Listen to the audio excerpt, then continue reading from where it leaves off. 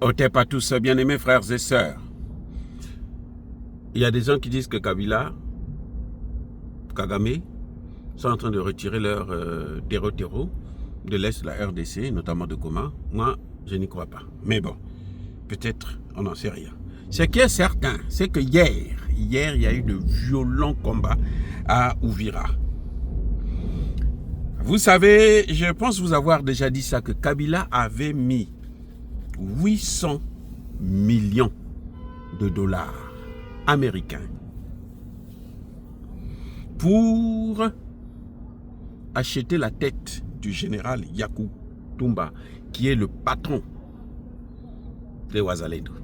En tout cas, l'un des patrons des Wazalendo. Celui qui s'occupe du Sud Kivu. C'est à cause de lui qu'il ne contrôle pas tout le Sud Kivu, à cause de Yakou Tumba.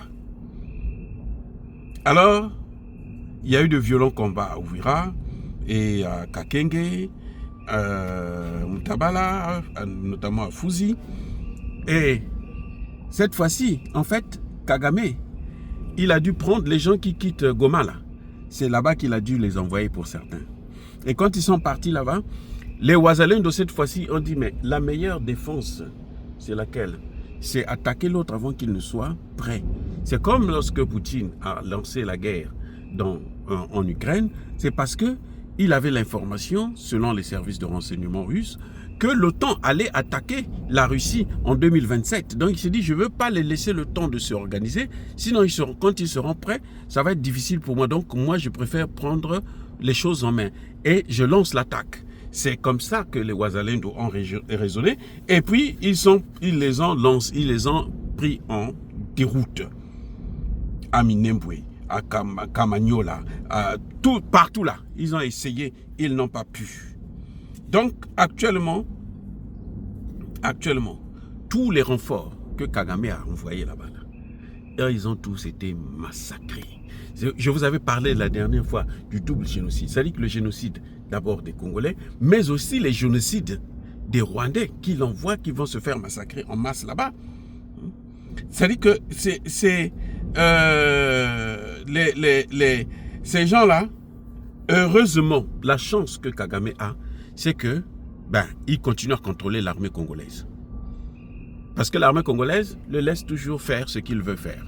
L'armée congolaise prétend respecter un putain de cessez-le-feu que je ne sais qui aurait décrété. Mais en tout cas, ce n'est pas Tshisekedi qui a décrété le cessez-le-feu. Et vous entendez les généraux qui vont vous dire nous on ne peut pas combattre parce qu'il n'y a pas eu l'ordre du gouvernement. Ah bon? On ne peut pas combattre parce qu'il n'y a pas eu l'ordre du gouvernement. Mais quand vous faites les retraits, les retraits tactiques, où vous laissez les étrangers, les ennemis prendre les territoires, vous avez aussi l'ordre du gouvernement. Dites-moi, il y a un ordre du gouvernement. Qui peut me dire qu'il y a l'ordre du gouvernement pour ça? Il n'y a pas d'ordre du gouvernement. Donc ils peuvent pas se cacher derrière l'ordre du gouvernement. Votre travail, c'est protéger la population, c'est protéger le territoire. Donc quand on vous attaque, vous ripostez. Cessez le feu ou pas de cesser le feu. C'est parce que vous êtes corrompu, vous êtes incompétent. Ces FARDC là, c'est pas une armée. C'est pas une armée. Les FARDC là, c'est pas une armée. Moi, je veux même plus qu'on me parle d'eux. Je préfère parler des Wazalendo. Des civils qui prennent des armes et qui font le boulot correctement. Et ça, c'est exceptionnel. Donc, malgré tout ce qu'ils ont voulu faire, ils ont tous été expulsés de la zone. Ils ont été expulsés. Mais ils avaient ouvert plusieurs fronts. Il y a un front où ils ont réussi, c'est celui de Walungu. Mais là encore, c'est pour combien de temps? Pourvu que ça dure. Mais je ne pense pas que ça devrait durer. Parce que les Wazalendo ont juré qu'ils vont les faire partir de là aussi. Donc, M. Kagame peut faire ce qu'il veut.